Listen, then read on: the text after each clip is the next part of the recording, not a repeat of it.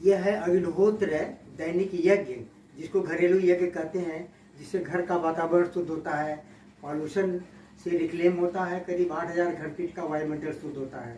इसको श्री माधव जी पोद्दार साहब को श्री गजानन जी महाराज ने निर्देशित करके वेदों का पुनर्जीवन कार्य के तहत अग्निहोत्र का प्रचार प्रसार करने के लिए इनको निर्देश दिया, और ये जन जन तक की सूचना देने के लिए इन्होंने भारत के चारों दिशाओं में घूम घूम करके ये अधिक से अधिक इसके साहित्य और अग्निहोत्र के बारे में चर्चा इन्होंने की। तो श्री गजानन जी महाराज की इच्छा थी ये थी कि कम से कम जिसको श्री परशुराम भगवान ने गजानन जी को उपदेश दिया, निर्देश दिया, और ये फिर गजानन जी महाराज ने अपने शिष्य श्री पोद्दार साहब के माध्यम से अग्निहोत्र का प्रचार प्रसार करने का, ताकि वेदों का पुनर्जीवन हो सके। और वेदों की जानकारी बिल्कुल विलुप्त हो चुकी थी और अग्निहोत्र भी गायब हो चुका था। इस वजह से उसको रिवाइव करने के लिए ये उनको जिम्मेदारी दी गई, और साहब ने इसमें समर्पित होकर के सब कुछ त्याग करके, सब कुछ समर्पित करके अग्निहोत्र में ही अपना जीवन निर्वहन कर दिया इन्होंने, और पूरा परिवार उसमें लग गया।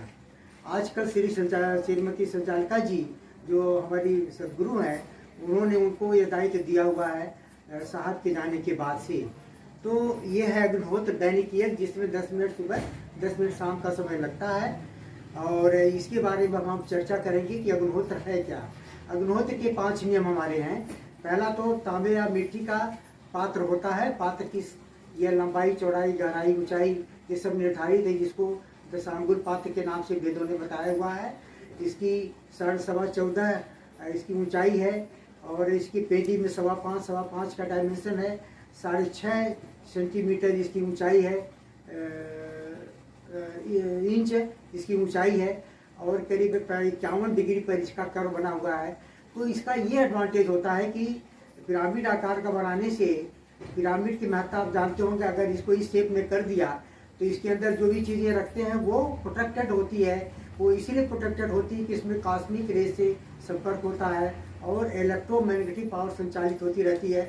तो वातावरण से और सूर्य से एनर्जी लेकर के उस चीज़ को प्रोटेक्ट करता है। जैसे मिस्र और इजिप्ट के पिरामिड्स लाखों हजारों वर्ष से जो सुरक्षित हैं, ठीक उसी तरह से वही रोल है अग्निहोत्र के पिरामिड के पात्र का। अब इसको ऐसा कर दिया कि ये अग्निकुंड हो गया, इसको अग्निहोत्र पात्र कहते हैं। इसमें जब हवन करते हैं तो वो करीब 8,000 घन फीट तक ये वातावरण को शुद्ध करता है। वैसे तो कई किलोमीटर तक इसकी रेंज होती है, लेकिन माइन्यूट रूप से, लेकिन अगर सघन रूप से करीब 8,000 घन फीट का वायुमंडल एक बार अग्निहोत्र करने से शुद्ध होता है। सुबह करेंगे तो सुबह तक स्वच्छता बनी रहेगी, और शाम को करेंगे तो सुबह तक। इस तरह से उसकी पूरी सर्किल 24 आवर्स का ये सर्कुलेशन बन जाता है, और आपको शुद्ध वातावरण, उस घर में जो भी वनस्पतियाँ, पेड़ पौधे, चिड़िया, जो भी चीज़ें होंगी, वो बिल्कुल पॉजिटिव एटीट्यूड आ जाता है, पॉजिटिविटी बढ़ जाती है, निगेटिविटी खत्म हो जाती है, और बच्चों में संस्कार आते हैं, बच्चों की IQ बढ़ती है। एक अग्निहोत्र एक आदमी करेगा जो सबसे सीनियर होगा, और सभी लोग वहाँ बैठें तो और अच्छी बात है, और सबको उसका समान रूप से लाभ मिलेगा। लेकिन अग्निहोत्र एक ही आदमी करेगा, ये पात्र की विशेषता हो गई। दूसरा होता है कि ठीक सूर्योदय सूर्यास्त के निश्चित समय पर करते हैं। इसको लेटीट्यूड और लैटीट्यूड के हिसाब से हम लोग पुणे लेबोरेटरी से समय सारणी उपलब्ध कराते हैं। इसके अलावा भी हमारे पास ऐप है। अभी अभय के माध्यम से ऐप आपके मोबाइल में लोड कर देंगे, तो एट दी स्पॉट जहाँ भी आप चाहेंगे, सुबह शाम, किसी का भी पर डे के हिसाब से या महीने के हिसाब से या साल भर के हिसाब से उसका टाइम टेबल आपका निकल जाएगा। आज जैसे सूर्योदय का समय था 6:51, 6:51 पर सूर्योदय का अग्निहोत्र का टाइमिंग था, तो उससे 10 मिनट पहले अपनी हम तैयारी करते हैं। अब इसलिए टाइमिंग का जो विशेष महत्व ये है कि इसी टाइमिंग पर जो सबसे छोटा सा निकाल है, इसमें वातावरण में बहुत सारे परिवर्तन होते हैं। जैसे पूर्णिमा और अमावस्या के दिन ज्वार भाटा आता है, और बहुत सारे रासायनिक परिवर्तन होते हैं जो विजिबिलिटी है। लेकिन ये जो संधिकाल है सूर्योदय सूर्यास्त का, ये विजिबिलिटी नहीं रहती है, लेकिन वातावरण में बहुत सारे सूक्ष्म रूप से परिवर्तन होते हैं। जीवाणु, विषाणु, कीटाणु ये सब एक्टिवेट होते हैं, और शाम का समय ज़्यादा अनिष्टकारी होता है। इसीलिए अग्निहोत्र के एटमॉस्फेयर में जब हम रहेंगे तो उस अनिष्टकारी जीव जंतु या जीवाणु, विषाणु, कीटाणु, इसका हमारे शरीर, मन, बुद्धि पर एडवर्स इफेक्ट नहीं पड़ता है, वो निष्क्रिय हो जाते हैं। तो इसीलिए सुबह से ही अग्निहोत्र शुरू भी करते हैं और सुबह तक उसका असर रहेगा, और सुबह करेंगे तो शाम तक। तो टाइमिंग का ये बड़ा महत्व होता है। इसी समय हमारे जो वेद मंत्र है उसका वेद मंत्र का वाइब्रेशन से इम्पैक्ट होता है।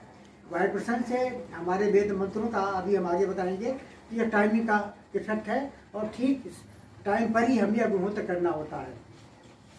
दूसरा, कोई भी हवन करने के लिए अग्नि या तैयार करते हैं, इसमें गोबर या गोवंश के गोबर के कंडे में ही अग्नि तैयार की जाती है। अभी हम पात्र कुंड में कंडे जमा करके आपको बता देंगे, लेकिन गाय के गोबर में मिथाल, फिनाल, अमोनिया बहुत सारे औषधि तत्व पाए जाते हैं। इसके अलावा इसमें रेडिएशन इफेक्ट नहीं होता है। अगर गाय के गोबर को लेप करके एक्सरे लीजिए तो बहुत स्पष्ट एक्सरे नहीं आता है। इसीलिए पहले आप देखा सूर्य ग्रहण, चंद्र ग्रहण के समय लेप करते थे घर वर का, ताकि रेडिएशन इफेक्ट ना हो, लेकिन उसको धार्मिक रूप में थोपा गया था। लेकिन इसके पीछे वैज्ञानिक रीजन वही था कि गाय के गोबर में रेडिएशन इफेक्ट नहीं होता है और औषधि तत्व पाए जाते हैं। इसीलिए गाय के गोबर के कंडे को पात्र में जमा लेते हैं। इस तरह के 2 कंडे लगते हैं एक बार में, और बहुत बढ़िया फ्लेम निकलती है और बढ़िया अग्निहोत्र होता है। तो अग्नि तैयार करने के लिए इसको उपयोग करते हैं। तीसरा होता है सामग्री के रूप में 2 चुटकी साबुत चावल। साबुत चावल अक्षत जिसको बोलते हैं, अक्षत में 14% नमी पाई जाती है। तो टूटा हुआ चावल में नमी कम हो जाएगी। और 2 बूंद शुद्ध गाय का घी। गाय का घी बिल्कुल शुद्ध होना चाहिए, बिल्कुल घर का स्वयं का बना हो, दूध लेकर बनाइए, या अग्निहोत्र करने वाले के माध्यम से लीजिए, या माशरम भोपाल से मंगवाइए, तभी इसकी शुद्धता 100% गारंटी रहती है। उसका उपयोग करते हैं। तो केवल मात्र 2 बूंद शुद्ध गाय का घी 2 चुटकी भर चावल में अच्छी तरह से मिश्रित कर देते हैं। मिश्रित करके उसको 2 हिस्सों में बांट देते हैं। हमारे 2 मंत्र सुबह के हैं, 2 मंत्र शाम के हैं। उन वेद मंत्रों के साथ 2 आहुति सुबह, 2 आहुति शाम को देते हैं। अब चावल की उपयोगिता वेदों ने क्यों बताई? क्योंकि पूरे विश्व में चावल पाया जाता है और गायें भी पूरे विश्व में पाई जाती हैं। इसलिए वेदों ने जन कल्याण, विश्व कल्याण की बात सोची है। किसी पर्टिकुलर किसी का इसमें कोई व्यक्तिगत वो नहीं है। जन कल्याण और मानव मात्र के लिए यह, या प्राणी मात्र के लिए ही आवश्यक होता है।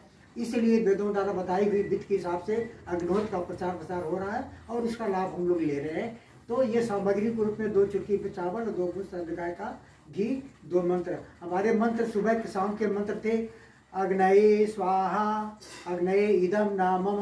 2 हिस्सा करके तैयार थे। तो एक हिस्सा उठा करके स्वाहा पर आहुति दे देंगे।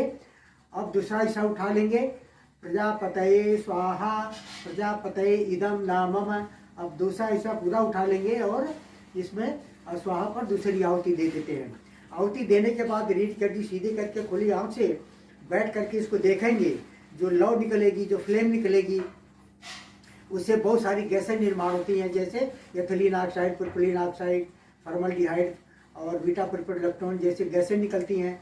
और एसिटिलीन नामक एनर्जी आती है जो अशुद्ध वायु को खींच करके शुद्ध करती है। इसीलिए करीब 8000 घनफीट का वायुमंडल एक बार अग्निहोत्र करने से शुद्ध होता है, करीब 95%।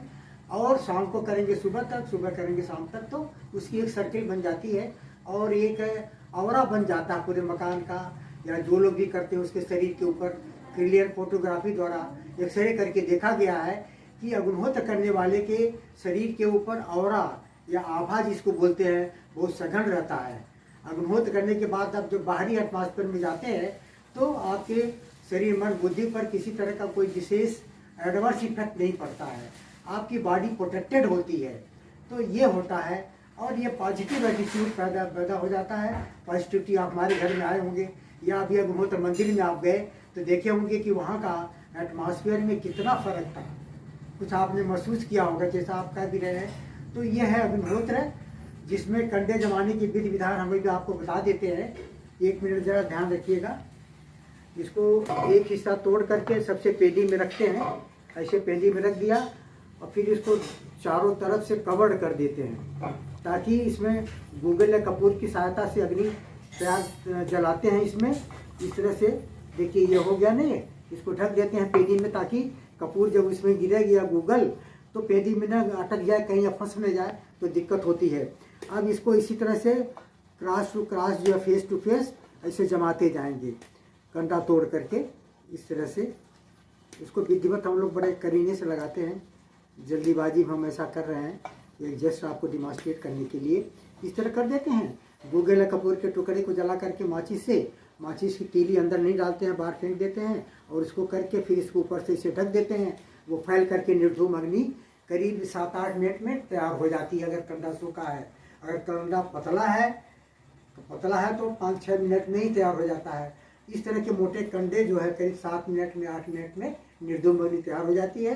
अब उसको अपने घर में ला करके जहाँ भी अग्निहोत्र करना होगा एक स्थान डिसाइड कर लेंगे। उस स्थान पर जो भी पूजा पाठ का स्थान अगर बनाए होंगे तो वहीं करिए, या मकान के सेंट्रल पोर्शन में करिए, ताकि समान रूप से आपके मकान में जो शुद्ध वायु हो रही है वो समान रूप से फैल सके। तो उसको अब ये कंडे को निर्धूम अग्नि तैयार हो जाती है 7-8 मिनट में। कंडे को ऊपर से हटा दीजिए, चावल और घी लेकर के हाथ में तैयार कर लीजिए।